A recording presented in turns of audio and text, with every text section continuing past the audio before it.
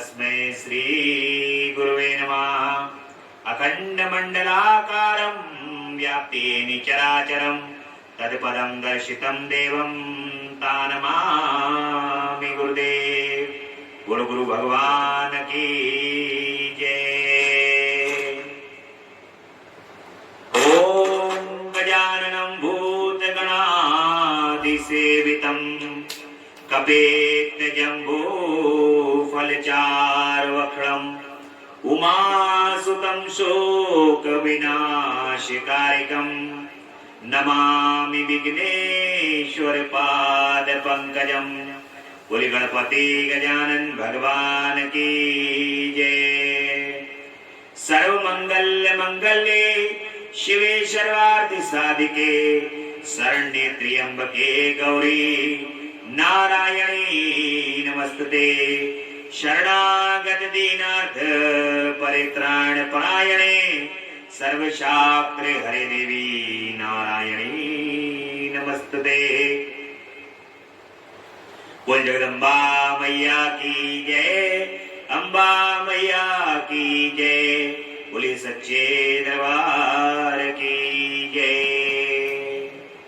ओम कर्पूर गौरम करुणावतारम संसारसारम भुजगेन्द्रहारम सदा वसंतम हृदयारविंदे भवम भवानी सहितं नमामि। ओम नमः शिवाय, ओम नमः शिवाय, ओम नमः शिवाय। बोले भूत भावन भगवान की जय, महामृत्युंजय भगवान की जय। भगवान श्री गुरुदेव की असीम अनुकंपा से, माता पिता के आशीर्वाद और आप सभी भक्तों के भाग्य के कारण भी जगदम्बा परा अम्बा पराशक्ति की परम सानिध्यता, भोलेनाथ की परम कृपा के कारण आज अमृतमयी कथा का 18वां दिवस है। नित्य प्रतिदिन भगवान की कथा का श्रवण करते करते आज अमृत की 18वीं बूंद आपके कर्ण के माध्यम से हृदय में प्रवेश करेगी। परम कृपामयी परम दयामयी उनकी ये कथा करोड़ों अरबों भक्तों का कल्याण कर चुकी ये कथा, जिसको सुनकर के करोड़ों अरबों भक्त जो हैं वो अपने आप को इस मृत्यु लोक से भगवान शिव के लोक को प्राप्त कर चुके हैं। इस कथा को सुनकर के ही भगवान के श्री चरण कमल में भगवान के करोड़ों भक्तों के हृदय में प्रेम की जागृति हुई और उसी कथा को सुनकर के आज आप हम सभी भक्त निहाल हो रहे हैं और भगवान के श्री चरण कमल में अपने मन को लगाने का प्रयास कर रहे हैं। उनकी कथा ही है जो हमें उनके श्री चरण कमल से जोड़ने का कार्य करता है। बड़ा आनंद आया। कल भगवान शिव का विवाह हुआ, सबने परम आनंद लिया। गण राक्षसों ने, देवताओं ने, किन्नरों ने, गंधर्वों ने, सभी ने भगवान शिव का बड़े उत्साह से आनंद पूर्वक विवाह का आनंद लिया और अब भगवान शिव का जो है विवाह बारात पहुंच चुकी है और विवाह प्रारंभ हो गया। विवाह के प्रारंभ में भगवान शिव अग्निदेव को प्रकट करके, मैनाक ने अग्निदेव को प्रकट किया है और मैनाक ने अग्निदेव को प्रकट करके भगवान शिव का हाथ पकड़ के और माता पार्वती का हाथ पकड़ के अग्नि के चारों तरफ परिक्रमा दिलाने का कार्य किया है। और शिव के यहाँ पर फेरे हो रहे हैं। लोकाचार को ध्यान में रखते हुए भगवान सारे कार्यों को कर रहे हैं। जो जो कार्य संसार के अंदर होते हैं वे सभी कार्यों के रीति रिवाज के साथ सारे रीति रिवाजों का पालन करते हुए भगवान शिव माता पार्वती का वर्णन कर रहे हैं। और चारों तरफ मंगल है, आनंद है। गरीबों को, ब्राह्मणों को, अन्यत्र दीन दुखियों को सबको प्रसन्न करने के लिए दान दिए जा रहे हैं। ऋषियों मुनियों को परम सम्मान प्रदान किया जा रहा है और वाद्य यंत्रों का लगातार ध्वनि से सारा हिमालय पर्वत गुंजायमान हो रहा है। सभी लोकाचार किए जा रहे हैं और भगवान शिव जो हैं बड़े प्रसन्न मुद्रा के अंदर दिखाई दे रहे हैं और इसी प्रसन्न मुद्रा का फायदा उठाते हुए कामदेव भगवान शिव के पास पहुंच जाते हैं। आज भगवान बहुत प्रसन्न हैं क्योंकि तीनों लोकों की स्वामिनी जगदम्बा परा अंबा पराशक्ति आज उनके बराबर में शक्ति स्वरूपा गिरिजा नंदिनी आज उनके बराबर में बैठ गई हैं। आकर के गिरिजा नंदिनी आज उनके साथ, आज उनकी प्रसन्नता का कोई ठिकाना नहीं है। और उसी प्रसन्नता को देखते हुए कामदेव ने कहा कि भगवान शिव जो मेरे कृत्यों से पूर्व में भगवान नाराज हो गए थे, आज मैं उसकी क्षमा याचना कर लूं। और कामदेव भगवान शिव के पास पहुंच करके कहते हैं कि प्रभु, मुझसे जो भी अपराध हुआ है, जिस प्रकार का भी मैंने अपराध किया है, मेरे उन सारे अपराधों को आप क्षमा कर दीजिए। बड़ी प्रसन्न मुद्रा के अंदर भगवान शिव हैं और भगवान शिव प्रसन्नता पूर्वक कहते हैं कि ठीक है, मैंने तुम्हारे जितने पुराने जो तुमने कार्य किए हैं मैं उनको भूल जाता हूं। भगवान कहते हैं, हे कामदेव, मैं उन सबको भूल जाता हूं और परंतु तुम्हारी सारी बातें तो मैं भूल जाता हूं, लेकिन जो ये स्थान है जहां पर मैं उपस्थित हूं अभी बारात के अंदर, तुम अभी यहां से दरवाजे के बाहर चले जाओ। क्योंकि उनकी प्रवृत्ति है ऐसी, जहां भगवान शिव है वह काम का तो कोई कार्य ही नहीं है। भगवान शिव एक शिक्षा और देते हैं इस समाज के लिए। वो शिक्षा ये है कि देखिए, प्रेम भगवान शिव और जगदम्बा का क्या है आपस में? प्रेम। वो उनका प्रेम किसी काम वासना के वशीभूत रह करके नहीं। भगवान शिव का और माता से जो प्रेम है, जो अटूट बंधन है, वो प्रेम और अटूट बंधन दोनों का एक एकाकार है। यानी कि जो मां है वही शिव है। इसलिए भगवान कह रहे हैं कि कामदेव, तुम बाहर जाकर के खड़े हो जाओ, यहां मत खड़े रहो। ये भगवान संदेश देना चाह रहे हैं। क्योंकि यदि किसी भी व्यक्ति के हृदय में कोई काम की यदि भावना होती है, तो वो भावना कब तक होती है? जब तक वो कार्य ना हो, जब तक वो वासना पूर्ण ना हो। और उसके बाद फिर वो व्यक्ति उस व्यक्ति को कुछ समझता नहीं। लेकिन जो प्रेम होता है वो जीवन प्रयत्न हृदय में रहता है। उसको इनसे अन्यत्र इन चीजों की आवश्यकता नहीं होती। वो प्रेम तो बस केवल प्रेम ही होता है। इसलिए भगवान शिव का और माता पार्वती का ही स्वरूप है, जिसको बड़ा आनंदित और प्रफुल्लित कर देने वाला है, जहां पर काम का कोई कार्य नहीं।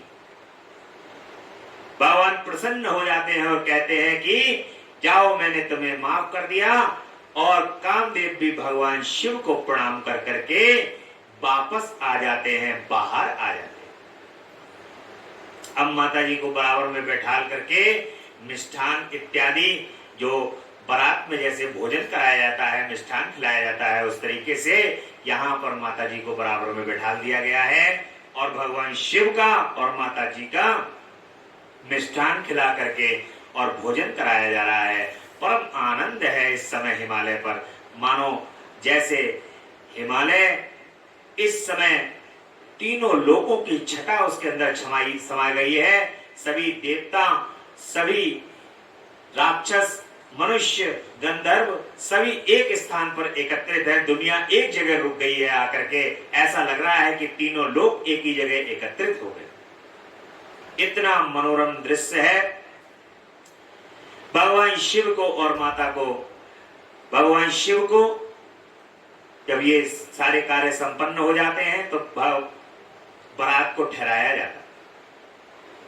भगवान शंकर को भी बड़ा सुंदर एक भवन तैयार किया गया है। बड़ा सुंदर सोने के लिए सैया बनाई गई है सोने के लिए, और उसके ऊपर उनको आराम करवाया जा रहा है। और भगवान शिव जो है बड़े आनंद से उसके ऊपर निद्रा कर रहे हैं, आनंद ले रहे हैं। और सुबह का समय हो रहा है। हिमालय तो पूरी रात सोए नहीं है, क्योंकि पूरी रात वो बारातियों का स्वागत ही करते रहे हैं और बारातियों को ही देखते रहे हैं। और वो सुबह भगवान शिव जब सो रहे हैं तो दुंदुभियां बज रही हैं, ढोल बजे हैं, नगाड़े बजे हैं सुबह के टाइम में। तब भगवान शिव अपने नेत्र खोलते हैं और बारात जो है वो जो बाहर ब्रह्मा जी, विष्णु जी सभी भगवान शिव का इंतजार कर रहे हैं, वो निकल करके आकर के भगवान शिव बड़े आनंद पूर्वक सबके लिए दर्शन प्रदान करते हैं। बड़ा आनंद का क्षण है। सभी उस आनंद के क्षण को परम आनंदित होकर के अपने हृदय में मानो स्थापित कर लेना चाहते हैं। ऐसी छटा है और चतुष्कर्म हो गए सारे। बारात कई दिनों तक वहां पर ठहरी रही, कई दिनों तक बारात ठहरी रही है वहां। और ये जो नजारा है भगवान शिव की बारात का, अच्छे अच्छे की बस की बात नहीं है जो भगवान शिव के गणों को रोक सके।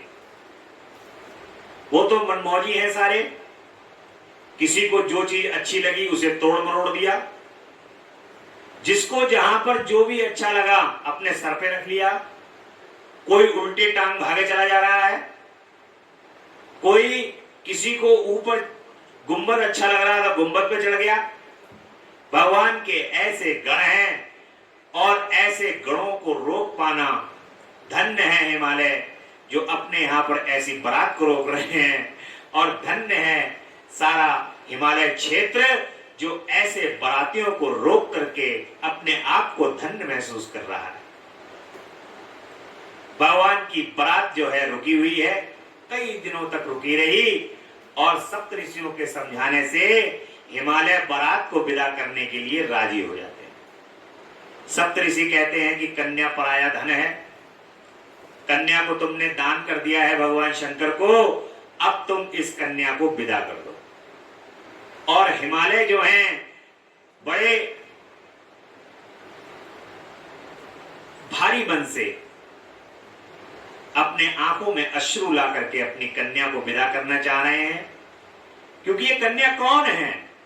ये साधारण कन्या नहीं है, ये साक्षात जगत जननी परा अंबा पराशक्ति हैं। और जगजननी परा अंबा पराशक्ति को अपने घर से विदा करना कौन चाहेगा? कोई चाहेगा नहीं कि जगदम्बा जो है वो उसके घर से विदा हो। आज बड़ा भारी हृदय करके हिमालय को अपने घर से जगदम्बा को भगवान शिव के हाथ में सौंप करके विदा करना पड़ रहा है। और हिमालय सप्तऋषि जब उनको समझाते हैं तब वो मान जाते हैं विदा करने के लिए। और मैना जो हैं भगवान शिव के हाथों में अपनी कन्या का हाथ दे देती हैं और कहती हैं कि मेरी कन्या बड़े नाच से पली है, बड़े हमने बहुत इसको कष्ट सह करके पाला है, ये वहां पर किसी प्रकार का कोई कष्ट ना भोगे, ऐसा भगवान शिव से कहती हैं कि बड़े आनंद से, बड़े प्रेम से मेरी कन्या को रखो। जैसी मां की प्रवृत्ति होती है उस प्रकार से वे अपनी कन्या का हाथ भगवान शिव के हाथ में दे रही हैं और भगवान शिव मेरी शिवा का भली भांति लालन पालन कीजिएगा। आप आशुतोष हैं और पार्वती सहस्त्रों अपराध भी इसके सहस्त्रों अपराध भी क्षमा कर देना। कह रही हैं कि ये सहस्त्रों अपराध कर दे तब भी इसके सहस्त्रों अपराध क्षमा कर देना प्रभु। मेरी बच्ची जन्म जन्म से आपके चरणार बिंदों की भक्त रही है और रहेगी। उसे सोते और जागते समय भी अपने स्वामी महादेव के सिवा दूसरी किसी वस्तु की सुध नहीं रहती। हे मृत्युंजय, आपके प्रति भक्ति भाव की बातें सुनते ही ये हर्ष के आंसू बहाती हुई पुलकित हो उठती है और आपकी निंदा सुनकर ऐसा मौन साध लेती है मानो मर ही गई। ऐसे जो है माता मैना जो है वो भगवान शंकर से कह रहे हैं कि इसकी बड़ा ध्यान रखना, बड़ा आनंद, बड़ा आपको बड़ा प्रसन्नता पूर्वक इसको रखना प्रभु। और ऐसा कहकर मैना को अपनी बेटी शिव को सौंप देती हैं और उन दोनों के सामने ही उच्च स्वर से रोती हुई मूर्छित हो जाती। तब महादेव ने मैना को समझाकर सचेत किया कि उससे विदा लें। देवताओं के साथ महान उत्सव पूर्वक यात्रा करते, महान उत्सव पूर्वक देवताओं के साथ यात्रा करते हैं भगवान शिव। और अब विदाई का समय,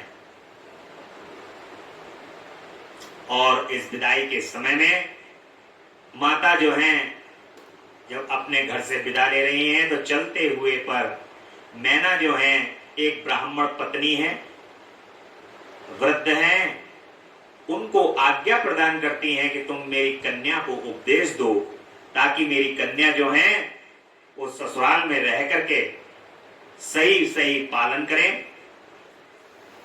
और वैसे तो भगवान शिव के श्री चरणारविंद में इसका मन लगा हुआ है, परंतु फिर भी इसके जो ससुराल में रहने योग्य बातें हैं, हे ब्राह्मण पत्नी आप इसको बताइए।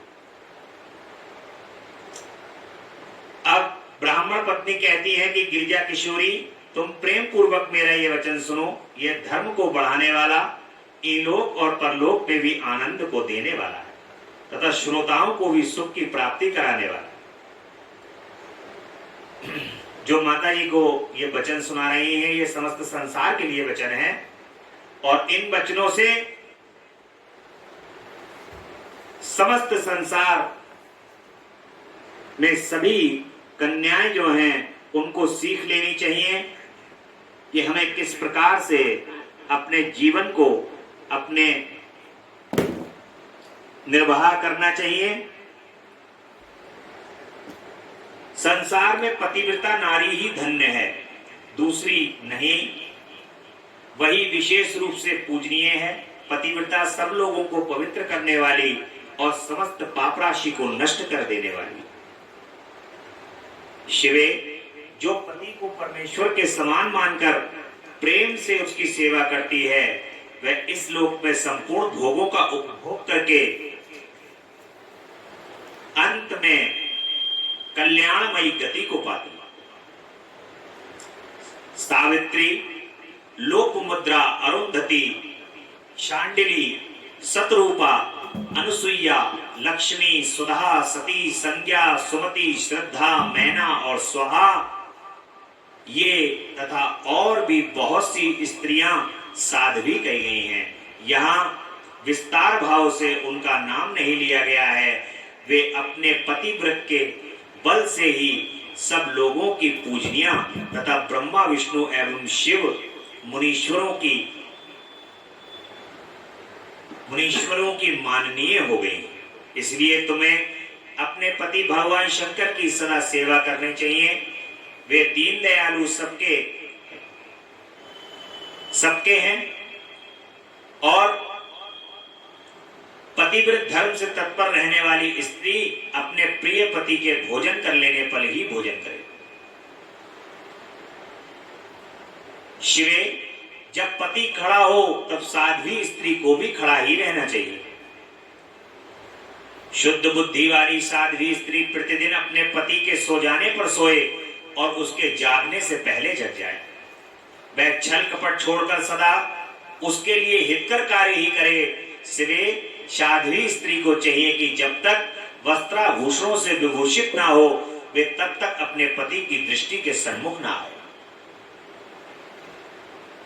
यदि पति किसी कार्य से परदेश को गया हो तो उन दिनों उसे कदापि श्रृंगार नहीं करना चाहिए। पतिव्रता स्त्री कभी पति का नाम ना ले। पति के कटु वचन कहने पर भी वह बदले में कड़ी बात ना कहे और पति के बुलाने पर वह घर के सारे कार्य छोड़कर तुरंत उसके पास चली जाए और हाथ जोड़कर प्रेम से मस्तक झुका करके पूछे कि नाथ, किस लिए इस दासी को बुलाया है? मुझे सेवा के लिए आदेश देकर अपनी कृपा से अनुग्रहित किए। फिर पति को जो आदेश दे उसका वह प्रसन्न हृदय से पालन करे और वह घर के दरवाजे पर देर तक खड़ी ना रहे, दूसरे के घर पर ना जाए। कोई गोपनीय बात जानकर हर एक के सामने उसे प्रकाशित ना करें और पति के बिना कहे ही उसके लिए पूजन सामग्री स्वयं जुटा दें तथा उसके हित साधन के यथोचित अवसर की प्रतीक्षा करती रहे। पति की आज्ञा लिए बिना कहीं तीर्थ यात्रा के लिए कभी भी ना जाएं। लोगों की भीड़ भरी हुई सभा या मेले आदि के उत्सवों पर देखना वह दूर से ही त्याग दें।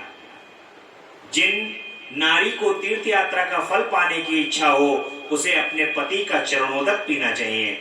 उसके लिए उसी में सारे तीर्थ और क्षेत्र हैं, इसमें कोई संशय नहीं। पतिव्रता नारी पति के उच्चिष्ट अन्न आदि को परम प्रिय भोजन मानकर ग्रहण करे और पति जो कुछ दे उसे महाप्रसाद मानकर सिरोधार्य करें। देवता, पितर, अतिथि, सेवक वर्ग, गौ तथा भिक्षु समुदाय के लिए अन्न का भाग दिए बिना कदापि भोजन ना करें। पतिव्रता धर्म में तत्पर रहने वाली ग्रह देवी को चाहिए कि वह घर की सामग्री संयत एवं सुरक्षित रखें, गृह कार्य में कुशल हो, सदा प्रसन्न रहें और खर्च की ओर से हाथ खींचे रहें।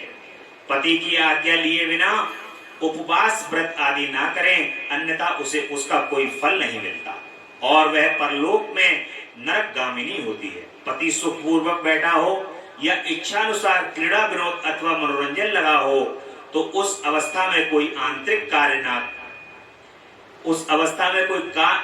कार्य आ पड़े तो भी पतिव्रता स्त्री अपने पति को कदापि ना उठाए। पति रोगी हो, दुर्गति में पड़ा हो, वृद्ध हो, सुखी हो, दुखी हो, किसी भी दशा में नारी अपने उस एकमात्र पति का उल्लंघन ना करे। रजस्वला होने पर वह 3 रात्रि तक पति को अपना मुंह ना दिखाए, अर्थात उससे अलग रहे। जब तक स्नान करके शुद्ध ना हो जाए तब तक अपनी कोई भी बात वह पति के कानों में न पड़े। अच्छी तरह स्नान करके पश्चात सबसे पहले वह अपने पति के मुख का दर्शन करे, दूसरे किसी का मुंह कदापि न देखे। मन ही मन पति का चिंतन करके सूर्य का दर्शन करें।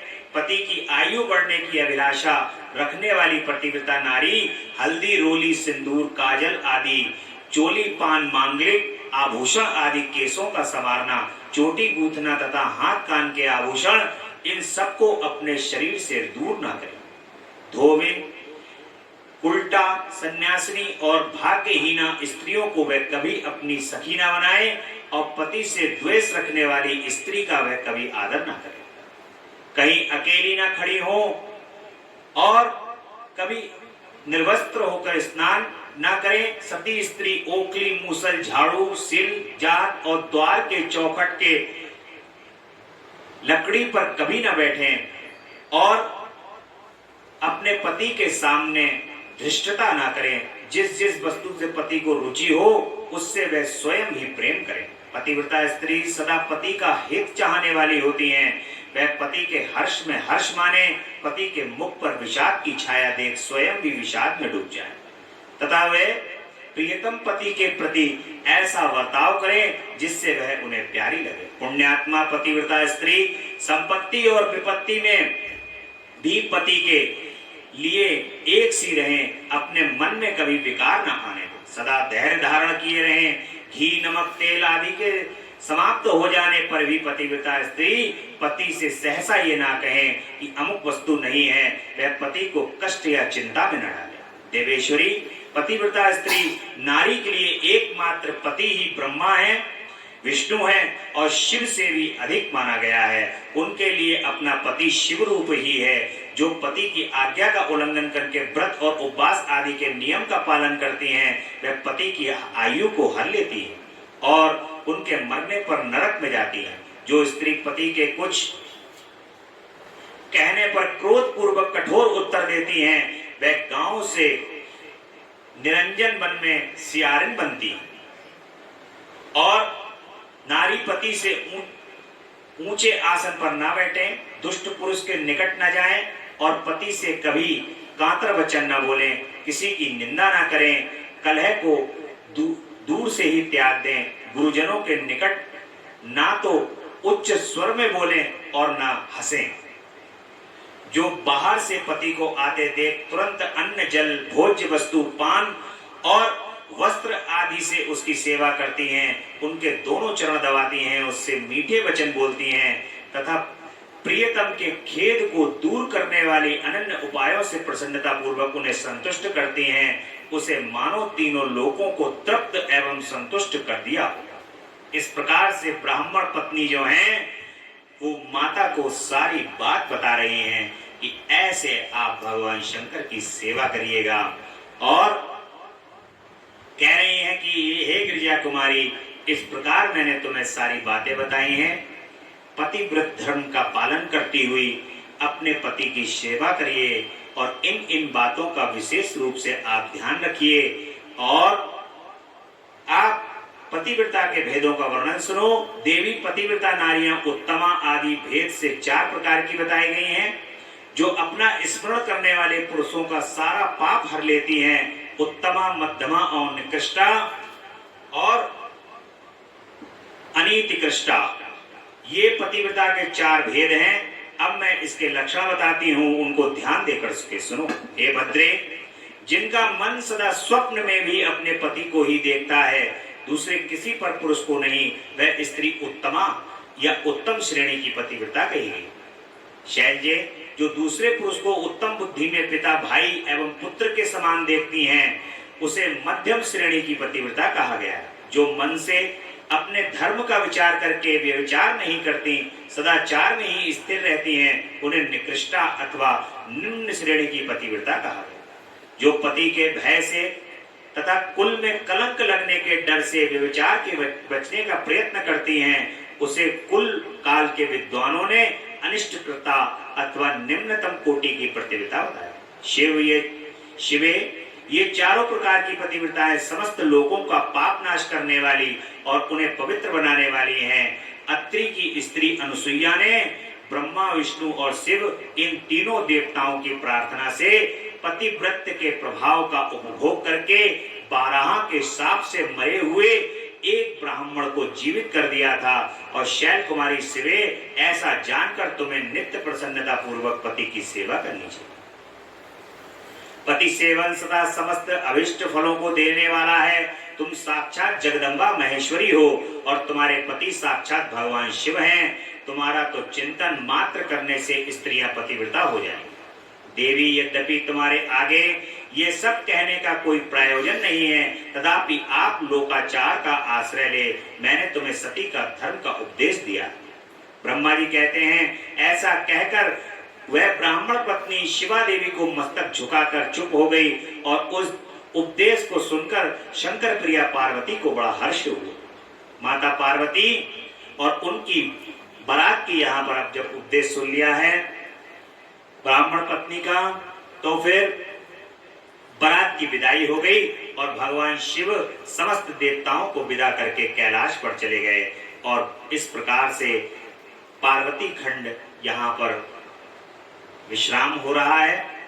और ब्रह्मा जी कहते हैं कि नारद प्रिया पार्वती के सैकड़ों सुधा धाराओं के समान मधुर वचन को सुनकर लोग पारायण भगवान विश्वनाथ बड़े प्रसन्न हो जाते हैं। बहुत सी सामग्रियां एकत्र करके नारायण आदि देवताओं को भांति भांति मनोहर भोज्य वस्तुएं दी गई हैं।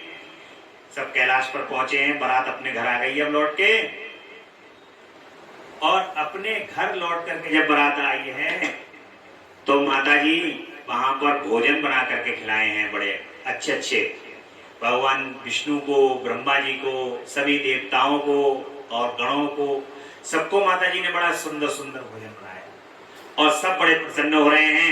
भगवान शंकर सबको उपहार देकर के कैलाश से विदा कर रहे हैं और सब बड़ी प्रसन्नता पूर्वक कैलाश पर्वत से विदा हो रहे हैं। मानो परम मंगल है, परम आनंद है, परम प्रसन्न चित्त होकर के भगवान शिव के यहाँ से सभी संतुष्ट होकर के जा रहे हैं सारे बराती। सबसे बड़ा काम पता क्या होता है? सबसे बड़ा काम होता है जो इतनी बड़ी बारात आती है इनमें से एक एक को संतुष्ट कर देना। क्योंकि बारात में आए हुए जो बाराती होते हैं, कोई कहता है कि सब्जी नहीं बढ़िया थी, कोई कहता है कचौड़ी बढ़िया नहीं थी, कोई कहता है खीर बढ़िया नहीं थी, कोई कह रहा है मिठाई बढ़िया नहीं थी। जितने लोग उतनी बातें। तो इसलिए भगवान शिव की जो बारात है उसमें सभी संतुष्ट हैं, परम आनंद को प्राप्त हैं और अपना अपना जो उपहार है लेकर के सभी देवता अपने अपने लोक को प्रस्थान कर जाते हैं। ऐसी भगवान शिव की सती खंड, पार्वती खंड जो है वो यहाँ पर विश्राम लेंगे और इसका जो फल है तात इस प्रकार मैंने परम मंगलमय शिव विवाह का वर्णन किया है। ये शोक नाशक, कितना भी बड़ा शोक के अंदर व्यक्ति डूबा हुआ हो, बड़े से बड़े शोक को ये माता पार्वती और भगवान शिव का विवाह उसका नाश कर देता।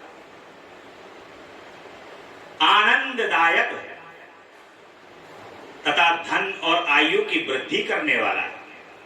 परम आनंद तो भगवान और शिव और माता पार्वती के विवाह का आपको प्राप्त हो ही रहा है और धन की और आयु की वृद्धि भी करता है। जो पुरुष भगवान शिव और शिवा में मन लगा करके पवित्र हो प्रतिदिन इस प्रसंग को सुनता है अथवा नियम पूर्वक दूसरों को सुनाता है, वह शिवलोक को प्राप्त कर लेता। यह अद्भुत आख्यान कहा गया है जो मंगल का आवश्य स्थान है, वह संपूर्ण विघ्नों को शांत करके समस्त रोगों का नाश करने वाला है। इसके द्वारा स्वर्ग, यश, आयु तथा पुत्र और पौत्रों की प्राप्ति होती है। यह संपूर्ण कामनाओं को पूर्ण करता है और इस लोक में भोग और परलोक में मोक्ष प्रदान करता है। इस शुभ प्रसंग को सुनने से अपमृत्यु का श्रमण होता है और परम शांति की प्राप्ति होती है। यह समस्त दुःस्वप्नों का नाशक तथा बुद्धि एवं विवेक आदि का साधक है। अपने शुभ की इच्छा रखने वाले लोगों को शिव संबंधी सभी उत्सवों में प्रसन्नता के साथ प्रयत्न पूर्वक इसका पाठ करना चाहिए। यह भगवान शिव को संतोष प्रदान करने वाला है। विशेषता देवता आदि की प्रतिष्ठा के समय तथा शिव संबंधी सभी कार्यों के प्रसंग में प्रसन्नता पूर्वक इसका पाठ करना चाहिए अथवा पवित्र हो शिव पार्वती के इस कल्याणकारी चरित्र का श्रवण करना चाहिए। ऐसा करने से समस्त कार्य सिद्ध होते हैं। ये सत्य है, सत्य है, सत्य है, इसमें कोई संशय नहीं। इस प्रकार से जो है वो ब्रह्मा जी खुद मोहर लगा रहे हैं इस पर और कह रहे हैं ये सत्य है, सत्य है, सत्य है। आप एक बार खुद स्वयं बताइए, माता पार्वती और भगवान शिव का जो ये आपने चरित्र सुना, आपको आनंद आया? परम आनंद की प्राप्ति हुई होगी। मेरे हिसाब से जैसा मुझे जितना मैंने अभी तक सुना है और सब समझा है सब चीजों को, परम आनंद तो भगवान शिव और माता पार्वती के मिलन में ही है। इससे ज्यादा परम आनंद तो और है ही नहीं। यही तो परम आनंद है और यही परम आनंद क्या है? ये आनंद क्या है? ये परम आनंद जो है वो माता पार्वती और भगवान शिव का मिलन है। मानो ये आत्मा जो है वो पार्वती है और जो परम आनंद शिव है वो जब ये उस परम आनंद शिव में निर्गुण में जाकर के मिलेगी, उसी को शिव और पार्वती का मिलन कहा जाए। ये जो आत्मा अंदर है ये पार्वती स्वरूप है और ये पार्वती जो है वो तपस्या करें और घोर तपस्या करके भगवान शिव को प्राप्त करें, भगवान शिव को ये मिले जाकर के उनसे मिलन करें। यही भगवान शिव और माता पार्वती का मिलन है। इस संसार के में जो आपने ये अभी कथा के रूप में पढ़ा है, परंतु आध्यात्म के हिसाब से अगर आप देखें तो आध्यात्म के हिसाब से आपके शरीर में जो परम आनंद देने वाली वस्तु है वो आपकी आत्मा को आनंद प्राप्त होता है। क्यों आनंद प्राप्त हो रहा है? क्योंकि वो परम आनंद से मिलने की चेष्टा कर रही है, इसलिए उसको आनंद प्राप्त हो रहा है। उसको तुम तपस्या करा रहे हो, आनंद दे रहे हो, आनंद दे रहे हो और ये इंद्रियां जो हैं इसके माध्यम से उसको आनंद दे रहे हो। ये इंद्रियां तुम्हारी कर्ण हैं, ये मुख, ये इंद्रिय, इनकी इंद्रियों के माध्यम से तुम सुख दे रहे हो आत्मा को और ये सुख तुम्हें परम आनंद से मिला करके रहेगा। और यही जो है भगवान शिव और माता पार्वती का मिलन है। इस मिलन को करने के लिए ही संसार के अंदर हमारा जन्म हुआ। हर व्यक्ति भगवान शिव और माता पार्वती का विवाह अवश्य करे जीवन के अंदर। ऐसी कोशिश जरूर करे कि ये माता पार्वती और भगवान शिव का विवाह हो जाए। ये शरीर जो तुम्हें माध्यम मिला है ये ब्रह्मा जी का दिया हुआ शरीर है। इस ब्रह्मा जी के शरीर को दिए हुए शरीर से आपको ये कोशिश करनी चाहिए कि माता शिव और पार्वती का मिलन हो जाए, उनका विवाह हो जाए। यही परम आनंद है जीवन का। और इसी के साथ ये परम आनंदमयी भगवान की कथा जगदम्बा परा अम्बा पराशक्ति और भगवान शिव की एक कथा यहां पर विश्राम लेंगी। बोले जगदम्बा रानी की जय, बोलो सच्चे दरबार की जय। और इसके साथ ही आज की कथा यही विश्राम लेंगी। कल की कथा में रुद्र संहिता के चतुर्थ कुमार खंड को हम लोग प्रारंभ करेंगे, जिसमें तारकासुर आदि का वध होगा। भगवान शिव के पुत्र हैं कार्तिकेय जी। जब वे कार्तिकेय उत्पन्न होंगे तभी तारकासुर का वध होगा। और बड़ी सुंदर कहानी है, बड़ा आनंद देने वाली है। ये कल से ये कथा ये प्रारंभ होगी। बड़े आनंद से, बड़े प्रेम से 2 मिनट का भजन करेंगे भगवान का। तेरा पल पल बीता जाए, मुख से जप ले नमः शिवाय, ओम नमः शिवाय, ओम नमः शिवाय, ओम नमः शिवाय, नमः शिवाय, नमः शिवाय, नमः शिवाय, नमः शिवाय, नमः शिवाय, नमः शिवाय, नमः शिवाय, नमः शिवाय, नमः शिवाय, नमः शिवाय, नमः शिवाय। अवसर खाली न जाए, मुख से जप ले नमः शिवाय। तेरा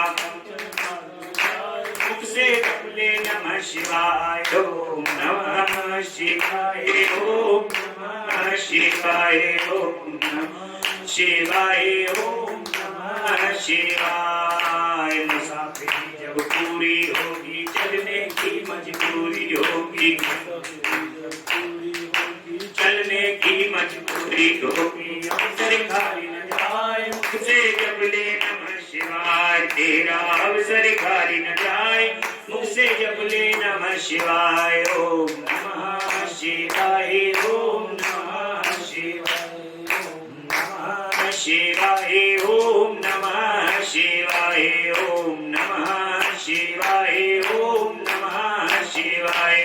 बोले हर हर महादेव, हर हर महादेव, हर हर महादेव। शिव शंभु कैलाशपति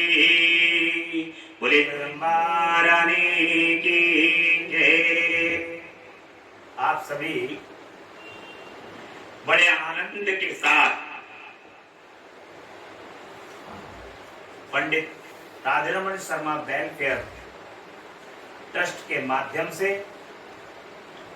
ये कथा सुन रहे हैं और इस कथा का परम आनंद ले रहे हैं।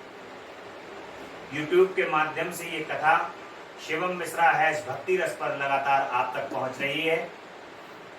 आप स्वयं भी ये कथा सुने और दूसरों को ये कथा भेजते रहें, परम आनंद दिलाते रहें उनको, और ये परम आनंद आपके जीवन में परम पुण्य का कार्य करेगा। बोले हर हर महादेव, हर हर महादेव, शिव शंभु कैलाशपति जगदम्बा रानी